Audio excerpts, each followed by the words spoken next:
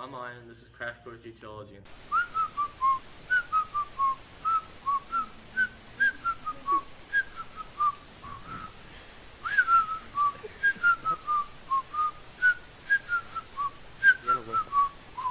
No, be staring here and then.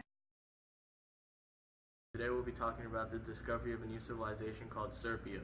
The new discovery of an ancient city isolated from other cities tells us that this city belongs to something entirely new. The idea of both a serpent and a scorpion sparked interest in the idea of the civilization.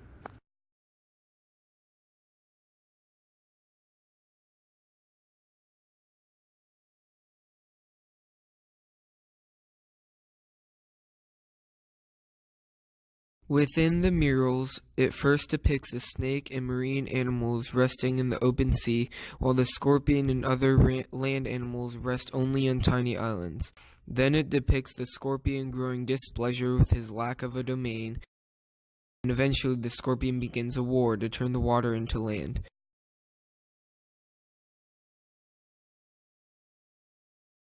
The scorpion, the god of land, would soon have to face the serpent, the god of sea. The murals continue to show that the snake is refusing to move or give way for the scorpion, but with what seemed to be one battle, the snake eventually moves, revealing a small river where the rest of the marine animals now remain. In the snake's last breath, he mustered all of his power and projected himself across the world, creating oceans, lakes, and rivers throughout the newly formed mountain ranges and plains. The scorpion was astonished rather than angry, and allowed this to happen, making way for a world of coexistence with land and water. The murals further shows that the largest river, or at least the only river known to this civilization, was where they had lived.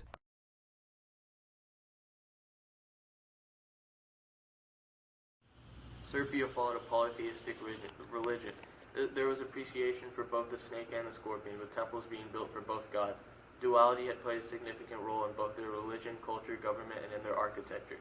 The concept of coexistence also seemed to play a role in their daily lives of the inhabitants of the civilization. It would also have been believed that the civilization only existed because both land and water coexisted, and because the people should also live in peace and harmony. Quarrels and fights between people would be seen as a sin, and therefore would anger the respective gods of land and sea.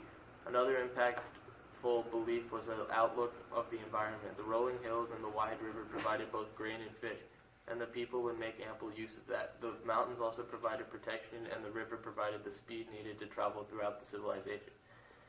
Religious sacrifices were conducted to praise both gods, done only to those who were thought to anger the gods. Consider the following. Hey kids! Today we'll be talking about the wonderful and totally peaceful world of religion. In Serpia, religion was a pretty serious concept and was not to be taken lightly. But how serious were the Serpians about religion, really? Well, obviously, you can't just take my word for it. I guess I'll have to show you myself. Okay, Timmy, I'll be getting more cloth for my sick weave. Don't steal anything from this cookie jar, okay? Okay, bye. Okay.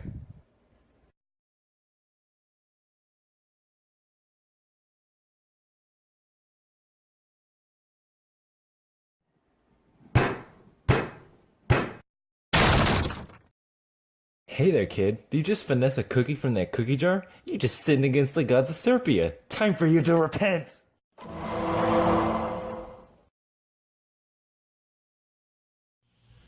To go along with religion, the government seemed to have been ruled within a theocracy. Rulers would have been chosen from a number of both the class of serpent followers and the scorpion following priests. The rulers would be seen as divine, and also the fact that each were chosen by both the serpent and the scorpion, it helped to justify their rule. However, crowns specific to serpents and also to scorpions were found. Somewhat contradicting the idea of being chosen by both gods, regardless, these rulers still governed the way of life within Serpia. The rulers were heads of the religious aspects of life, along with a specific high class of priests. The rulers controlled an economic trade and prosperity, and also controlled the military and defense of Serpia. Essentially, almost every available power was given to each of these rulers. The jobs available within the civilization began with both farmers and fishermen. As technology progressed, more people became religious priests or served in the military. Construction and architecture was also a common pursuit, especially with the environment and also the building of temples or religious structures. With job specializations came social hierarchies, and in ancient Serbia it was no different. The civilization developed a class system based on a person's job. The lowest were farmers and fishermen, the regular common peoples. The next level came warriors raised to act on the desires and defend the will of both the serpent and scorpion gods. After, the class of priests came next, and separated even further to normal temple priests to the high class of priests that chose the rulers of the civilization. And obviously at the very top of the hierarchy was the absolute ruler.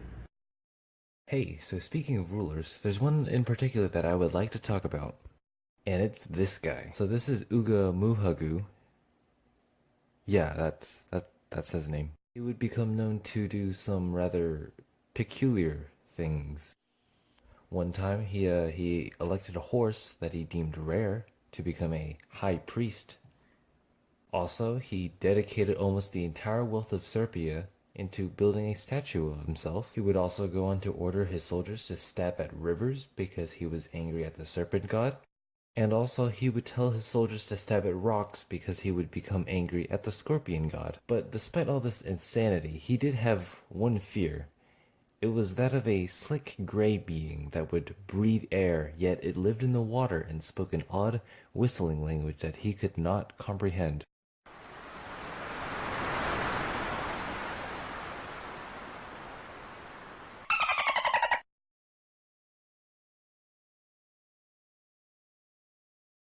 Serbia had an extensive development towards technology, especially as a result of their environment.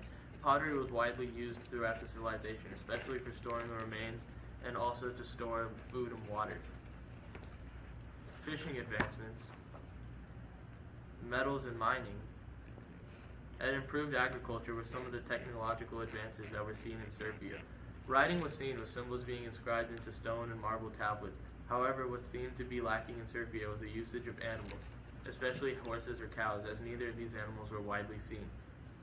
This would have hindered the civilization's overall development, and also the lack of trees or some other alternative to wood were also rarely seen used in the civilization, which further slowed down the development of Serbia. Though the civilization lacked one of the most common building materials, that did not stop them from building large and impressive temples made of stone. The Serbians dedicated a majority of their public buildings to worship the gods, temples, shrines, and even private places such as the home had serpent and scorpion-like motifs. As mentioned before, the Serbians had also taken a fancy for murals. Murals were incredibly valued, as it was a way for the civilization to tell stories, especially that of the creation stories. Cave walls, stone tablets with an extensive range of symbols and drawings helped to convey the civilization's development of art. This development was a result of their polytheistic religion, creating an expressive and heavily inspired art form. Alright guys, now it's time to talk about artifacts. To begin, we first have snake drawings, to obviously represent the snake god,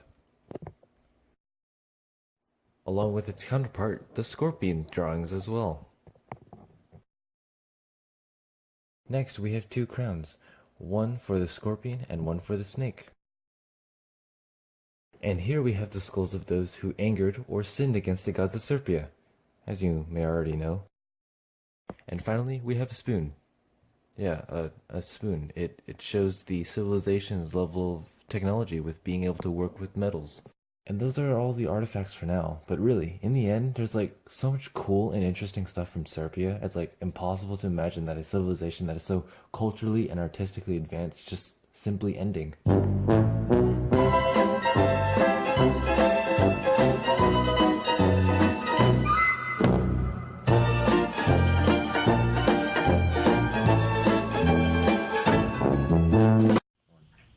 And what possibly could have brought down this civilization, you may have asked? Themselves. As mentioned very briefly, the Serbians took interest in sacrificing individuals to worship the gods. However, the disposal of bodies didn't involve a hole in the ground. They sent them down the very river that helped to give them life and prosperity. With the lack of proper sanitation or burial methods, the river became more and more contaminated with the dead, infecting and spreading the population with diseases. This had weakened the civilization, stopping itself in time, and they had become more prone to barbarian invaders who had envied the prosperity and longevity of Serbia for centuries. Over time, the population eventually died out simply fled, leaving behind the once technologically advanced, culturally attuned, and the religiously devout civilization of Serbia.